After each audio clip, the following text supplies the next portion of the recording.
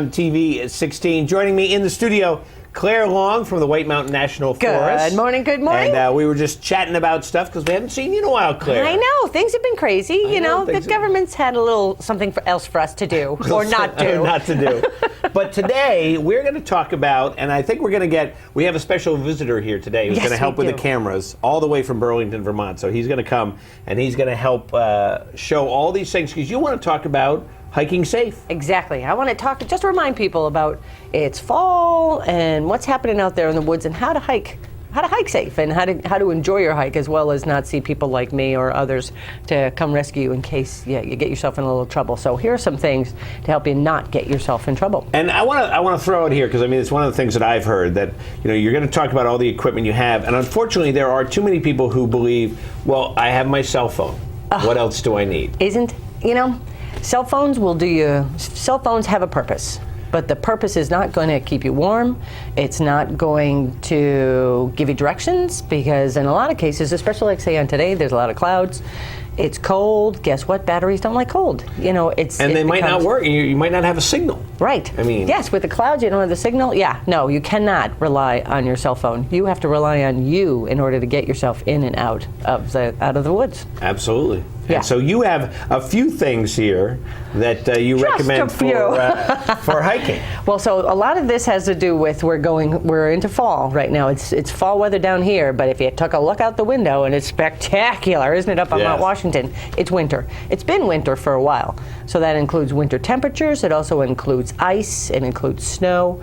And not just for you, but also for your pooch. A lot of people have been out there taking their dogs and thinking, oh, it's beautiful, let's just go up. And we actually had to help somebody down with, fortunately the dog wasn't very large, but the dog's paws were frozen and the dog wasn't used to hiking, and ice and snow, it's hard and it hurts your pads and it rips your pads. So think about that when you're taking your doggy out too. Take your doggy out. So basically, when you're going out in the fall and in the winter, you want to dress like an onion, as we call it. You want to have an inner layer, like say here's my bottom, here's an inner layer, and then you have a mid layer, which keeps you warm, and then you have an outer layer, which keeps you dry. So that's it. It's a wick away, it's a warm, and it's a dry. That's what you want to do. And avoiding cotton, too. Pretty much, because cotton's great in the summer, because there's these big wide fibers there that lets the heat and the temperature go through, but you don't want to lose temperature. You don't want to get too hot either. That's why you have the layering, because if you get hot, you can take off your mid layer and you'll still have just your wick away and your windproof layer or your waterproof layer. So think about dressing like an onion from your feet all the way up to the top of your head.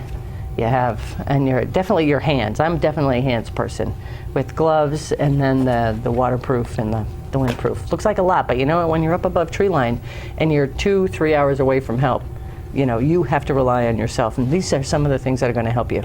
Absolutely. Now, I have a pair of gloves like these. My dad had them, and then I had a pair of gloves like these. So I wore these with an inner layer when I did my edu trip on Mount Washington, and it was 100-mile-an-hour winds and wind and rain or whatever it would be in that temperatures. And I was amazed at how warm I was. And you think, oh, I've got gloves. Oh, they're good gloves. They're ski gloves, whatever. Right. But when you're out there exposed to the elements. And you got to think of wind. You got to think of wind, and you got to think of rain, because here we are in the White Mountains, and Mount Washington, home of the world's worst weather, 231 mile an hour. Yep, it was what was the wind yesterday? Something about 105, and it brought the wind chill down to -5. So if you were up on top of Mount Washington yesterday, it was blustery. It definitely had that. So what else you got here? So layer. Think layers. Think layering. Some other things. Well, what do you take with you when you go out there, Mr. Clark? Well, I take my wife, which is the well, no, and the reason for that is because she has it all dialed in. Yes. So I trust her, and she's going to pack everything that we're going to need. She makes sure we dress properly. But then all of this items that you have here. But what if Nancy gets hurt? What if Nancy? She can't get hurt. That doesn't happen. Well, I open her backpack is what I do, and I get all the great stuff out here that you have. And so I'm going to let you explain that, what Nancy's carrying, because obviously I'm not carrying enough. Some of the things, obviously, that doesn't matter what season or what temperature or what weather, that you got to have a map. You got to have a map, and you got to make sure It's the map of the area. We've had some people say, it's a map, and it's like wrong part of the forest. It doesn't help. So make sure that you have a good map. Make sure you have a compass, and even just know how to find north, south, east, west. Just to find that there, just to do it. Because it's kind of confusing. So if you're going to try to follow the map, put it on the map and follow it, it's always good to take a course. But don't, just find north, south, east, west is just great. That's what you need it for. So a little lighter, a little hard to find dry things up top, but even in some of these areas, because it's wet. We have some wet things. So bringing some things that you can get wet, or bark. I haven't tried this, and I'm still going to try it. Maybe somebody can call in and tell us if it works. If you take Purell, hand sanitizer, and it's supposed to be flammable, because I think of the alcohol in it. Yeah. And you're supposed to be able to squirt some and put some bark and some little twigs on it and start a fire. I haven't done that yet. We're going to have to try that. But they're saying we'll try it right here. But don't try that at home, and don't tell them that I told you to do that. The lady on TV, she told me. But something to start fire, something to make a fire there. Something, because days are getting shorter, a headlamp. But I want to show you the coolest. A lot of people don't think of that. Right. And it's a little slipperier, it's harder to get up and down, it's a little colder, you're using a lot more energy to move, to keep yourself warm and take things off and on. You're slipping, you're just a little more tired, and you do wind up coming down in the dark, and it's always great to have these as well as extra batteries. But I want to show you the coolest thing that I saw. The new cool thing. This thing is called Illuminade, and a friend of ours showed this to us. Two women saw that these people down in Haiti, after the most recent storm coming through, they were trying to cook and hold babies, and they had flashlights in their hand, and then the batteries would go out, and what do you do with the batteries? So they had all these big piles of batteries. So what this is a solar panel, and what you do is you just stick it out there, and you open this up, and it is basically kind of like a hanging light. Is your hip going off again? No, it's my wife probably telling me that I'm saying bad things about her. Exactly. So the reason it's a bag is because the light is diffused throughout the whole bag there. So you have on, off, and high.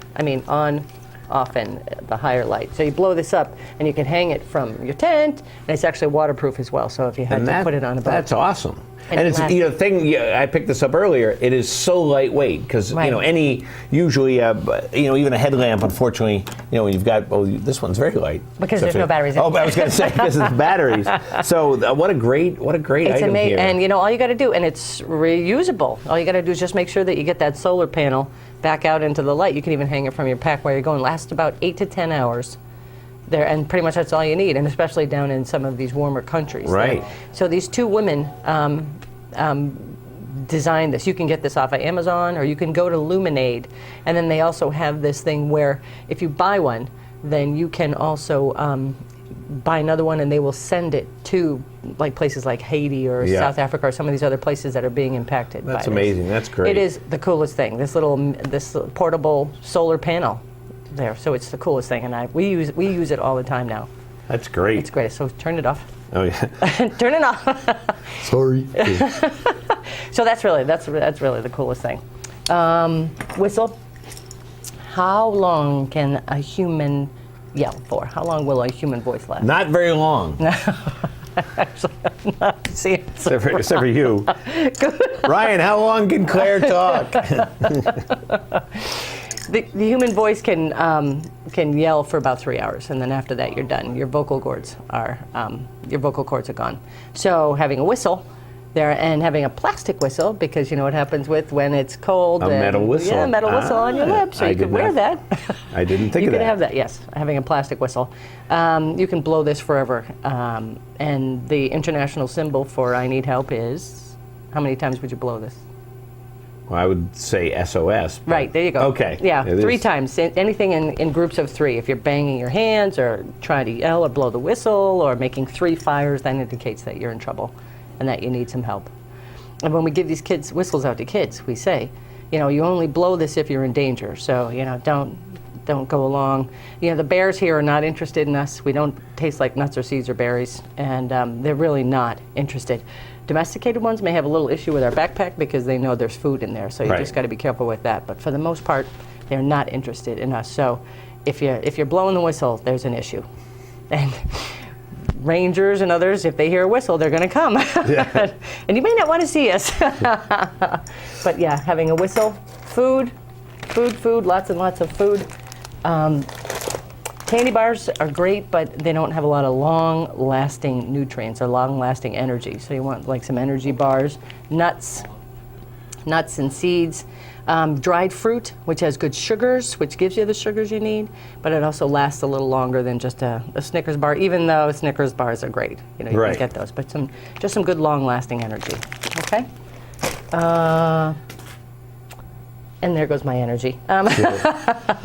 Something, especially above tree line, to cover your eyes. You know, in the snow, you wouldn't think about this, but a little eye blindness there, or a little eyesight. You know, you can tell when you have too much light on your eyes, because it almost feels like you're starting to get sandpaper. It hurts when you start to blink. So you're definitely going to want to keep some of these sunscreen, you know, that type of stuff for your lips. There, little toilet paper, if you need to do that. And then what you want to make sure that you do is you have you bring it out with you in the winter. You don't want to just kind of bury it under the snow, because look what you find in spring. Guess what comes back? Guess what happens in spring. First aid kit, and just a very basic. You don't need any of those big things. You know, what's going to happen is, you know, if you're going to cut yourself or some of those others, sprain your ankle, those type of things. Hopefully not that you don't do those, but right. just to take care of that. Blisters are a huge thing, so having moleskin and taking your knife, which is somewhere on the table here, and being able to cover blisters. You feel a hot spot as you're walking, something that feels like it's burning on your foot, stop. Yeah. You're starting to get a blister. And if you get a blister, then you make the little donut hole, it's called. You make a donut out of this moleskin, put it over the blister, and then put another whole piece over it just to protect it. So you don't want to rub I did not know that. Oh, these things. Oh, see these things. See these things that you learn in here. Now, you forgot one important thing right here. Oh. How many liters of water should you be drinking a day, Rob? Well, liters, well, 2. Just in normal stuff, you should be drinking 2. Yes, you should be drinking 2. Yes, if you're exerting, just even on the flat, you should be drinking 2. But if you're exerting or you're going up at least a mile, you need at least another one of these for at least 3 to 4 for a 3 or 4 mile hike. You need a lot of water. There are ways to make it. I don't have my Steri pen, but that's a great way to do it, because you don't really want to trust the water in the mountains. There's a lot of people, and they don't carry out their poo either. But, you know, Rob, what happens to water in the winter? It freezes. It freezes. And when you have water in a water bottle, where is it going to, how will it freeze? On the edge, the top. The top down. The top down. You're giving me too many questions. The top down. Top down. So what you want to be able to do is, when you store your water bottle, and you can put it in a thermal insulator, and I don't have any of those fancy ones, but they're very good that you can get at EMS. But you can store it in your pack. In a sock. In a thermal sock, and you store it upside down, because the water will freeze from here down, so you can actually drink out of it. But if you stored it this way and the water was here and you froze it, you can be like... And you might not get the cap off, too. Right, exactly. That's so storing cool. it upside down. I did not know that. Okay, one other thing, and I just wanted to share this with you. This is a Crazy Creek. It's called a Crazy Creek, something great to sit in, but it's also something that you can sit on if you hurt yourself. You can also bring, I have what do you call it, a tarp as well. The ground is usually 55 degrees. We are 98.6 if we're feeling well. And heat going into the cold, you're going to lose your heat into the ground if you want to stop and eat, stop and rest, stop and change your clothes, or stop because you're hurt. You want to have something that you're going to sit on. You can be able to sit on to be a kind of an insulator between you and the ground. So you can have a tarp, or I really like this, because this also is a chair. So if I get to the mountaintop, I can just sit and enjoy the view. And Crazy Creek is one of the makers. There are many people that make this, and I am not endorsing one or the other. Just letting you know. But if you hurt yourself and you need to use a stick or something to put as a splint. There's a stick in there. That's it. You can pull it out. And you can use it to wrap. Look at that. So, yeah, traveling little traveling hospital here. Now, I got 2 more questions for you. I'm so excited. One is, I imagine that you keep this pack packed and ready to go. I have a rescue pack. But so otherwise, how do you know each time that you're going to have the right items in there? Well, you got to take a look at what's going on with the weather, what's going on. Yeah, it's Nancy going, I can tell you how to do it. She said, there's no way I'm carrying a chair for you to sit on. Now I got to carry my own chair. That's love. Wow. That is love for you.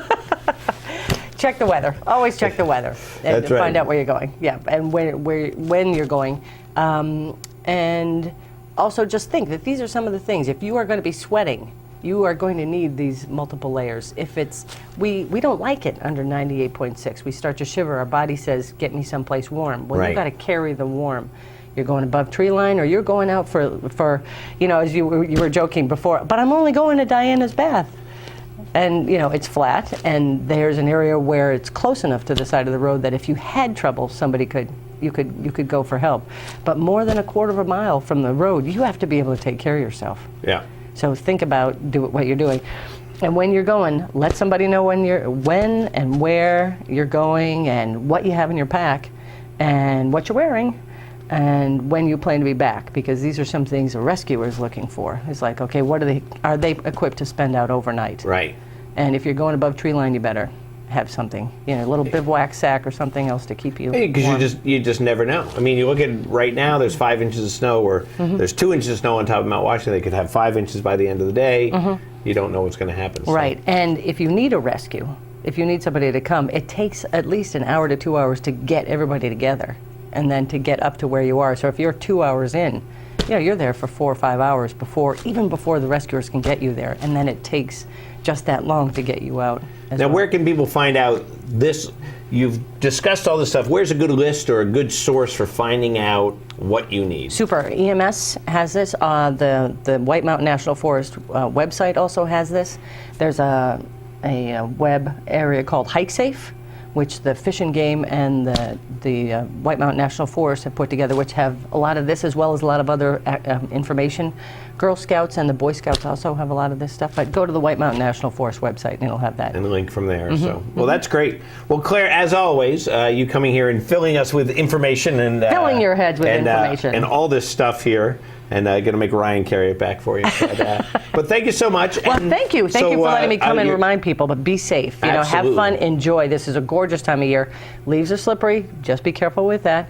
And it's a spectacular time to be out in the mountains. So get on out and enjoy, and just do it safely. Terrific. And of course, you're located right down in Conway at the White Mountain Ranger There's Station. a ranger station there, right on Route 112, at the Saco Ranger District Office, and there are lots of great people there who can give you more information. And a lot of the areas here, EMS, some of the other IME, these other outdoor equipment areas also have a lot of this information and would be happy to give you the same type of information Terrific. if you need it. Well, Claire, good to see you as always. Great, thanks, and good to see you. Well, good to see you. And we'll be back in a minute here on White Mountains Nancy Today. she should carry your chair. No, you should carry Nancy's.